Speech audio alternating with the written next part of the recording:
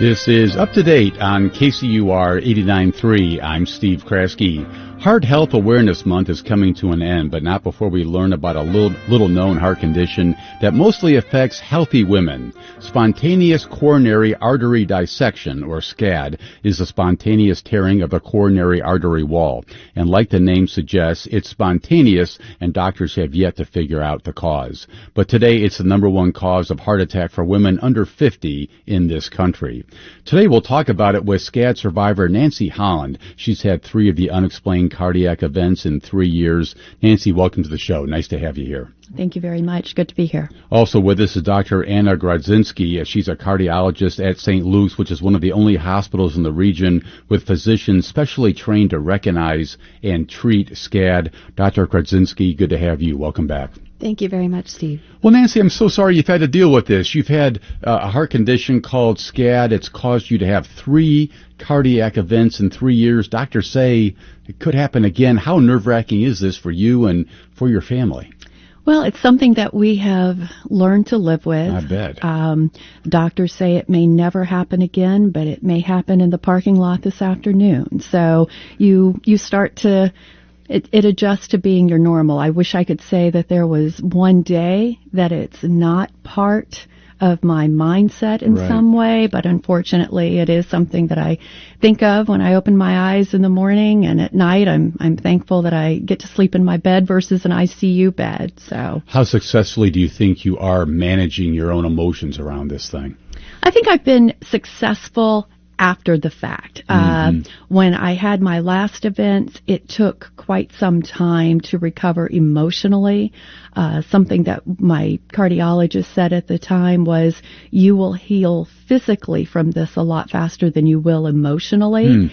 And that gave me some hope. I realized that maybe I had a little bit of PTSD in dealing with it. Sure. So after a couple of months, I was much better of realizing that every little twinge you have during the day doesn't necessarily mean that there's another event about to happen. Chapped lips are okay. It'll be okay. You went into cardiac arrest while out to dinner. You woke up in a hospital thinking that maybe you had been in a car wreck. What were your thoughts when they said you had gone into cardiac arrest? Did that even seem plausible that first time? Absolutely not, because at the time I was not a drinker, I wasn't a smoker, I exercised, I didn't do drugs, I thought I was really living the healthy lifestyle. No indication you were at risk at all? Not at all. I had good cholesterol, I had good BP, I wasn't diabetic, but when I woke up in that ICU room, I mean, and you immediately know that it's a hospital room, that you gather that, I immediately thought that it had been a car accident. And once I saw that my 2 sons were okay, I thought, well, I can deal with everything else. But when my family told me that I had had a cardiac arrest, they said my eyes got so large that they were actually concerned, like, hey, we might have done something to really upset her into another event here. It was just, I was 45 years old. And like I said, I thought I was very healthy. I never believed that a heart situation could impact me. I thought I was too healthy for those kind of things to happen. I thought, okay, the people who have heart attacks or any kind of cardiac arrest, they're the old silver-haired people who carry their oxygen. Yeah. It wasn't going to happen to someone in their 40s who was otherwise healthy. Well, 2 years after your first cardiac event, you had 2 more events 36 hours apart. What did doctors tell you at that time?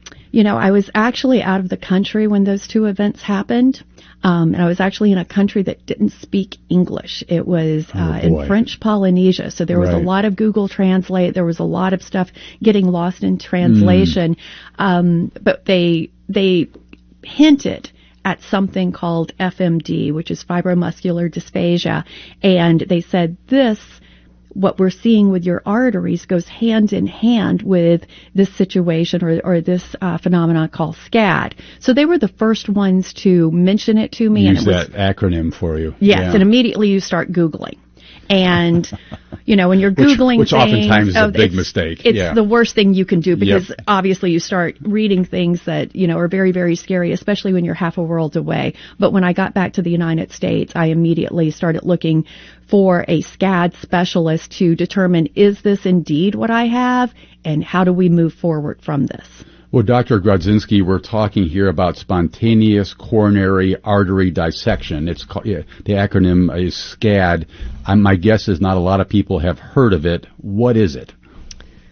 Well, Steve, SCAD is a mouthful. It was a condition initially described about 100 years ago. And this is what we call a non-atherosclerotic coronary heart condition. I couldn't have said it better myself. Oh, Doctor. and in English, it means that this is an injury to the coronary blood vessel that happens as a result of a tear sometimes, or a clot or a bruise sometimes, causing narrowing of the artery and heart attack symptoms. Why would the artery tear? Why would there be a bruise? Why does this happen?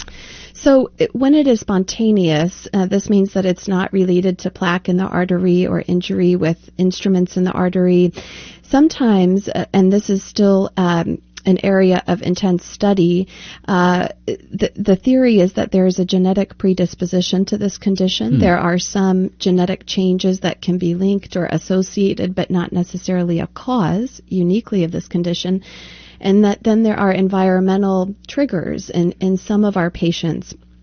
And those environmental triggers can include things like elite level activity, heavy weight lifting, stress, whether that's psychological or physical stress. Right. And so what we do know is that this is a condition that more often affects women. Over 90% of our patients with coronary dissection are women.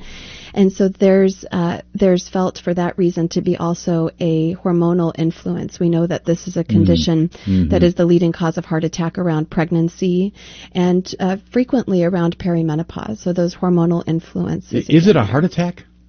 Yes, it most often presents as a heart attack. Yes, with narrowing of the artery. Nancy, did you have any, genetic indicators here? Did your family suffer from this? Any idea?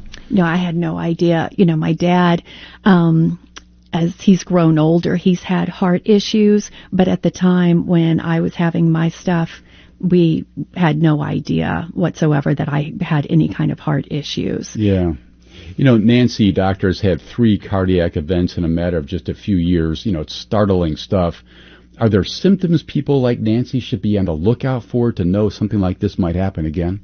It's a great question. And Nancy's story within this condition is not altogether unusual in that often this condition presents in women who don't have traditional risk factors for coronary heart disease or plaque-related coronary events. And so sometimes symptoms of chest discomfort, chest pressure, whether that's throat, arm, tooth, jaw, shoulder blade, shortness of breath, can be kind of a preceding symptom, but not always. Often this is an event that occurs over the course of hours or days and evolves over that period of time. Are most hospitals now equipped to deal with SCAD, or is that still something of a cutting edge situation? So as of about 5 years ago, when cardiologists were surveyed at our big meeting, the American Heart Association, less than 50% of cardiologists surveyed noted that they were very aware of this condition. But due to efforts within public service announcements within our cardiovascular research and dissemination strategies and are speaking about this condition, now the degree of awareness is much greater. Many hospitals are equipped to diagnose this condition, but it can be a difficult condition to diagnose in the cath lab and sometimes requires special tools to be used that not all facilities may have. Special tools like what?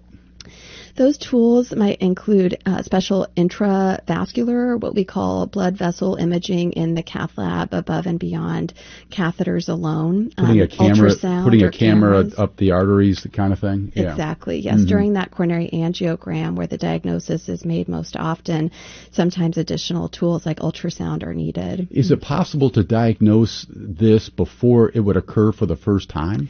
It is not. It's a great question and often a question we receive about screening or likelihood of this event or the risk of this event occurring in the future. And unfortunately, while we know that there are some risk factors that might predispose one to a recurrence, we don't have a way to determine, to really personalize that risk to each individual. So that's why the follow-up with your cardiologist is so important, and to be seen by cardiologists who have a focus on care of spontaneous coronary dissection. But again, to be clear, even if a cardiologist is really familiar with this, guessing that it could happen to any one woman ahead of time, you're saying probably not. Correct. Yes, sometimes this condition can cluster in families, and in those families we have a higher degree of suspicion if there are some symptoms of chest discomfort or shortness of breath to look for this condition, but that is rare. Wow. Often this is a unique condition that occurs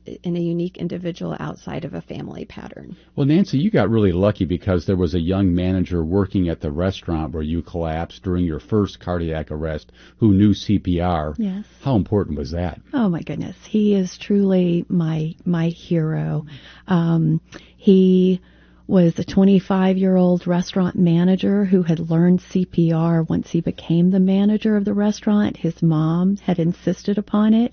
And when I went down with the cardiac arrest, he immediately jumped in. Wow. And kept me viable until the AEDs, until the paramedics, until the medical staff could really work their magic. And, I like I said, he is truly my hero. And from one mom to his mom, I can never thank her enough for instilling that lesson and insisting upon him learning CPR. And that's something that I tell everyone that I speak to. If you don't know CPR, please go spend the 30 or 40 minutes it is to learn that life-saving skill, because it can give someone else years.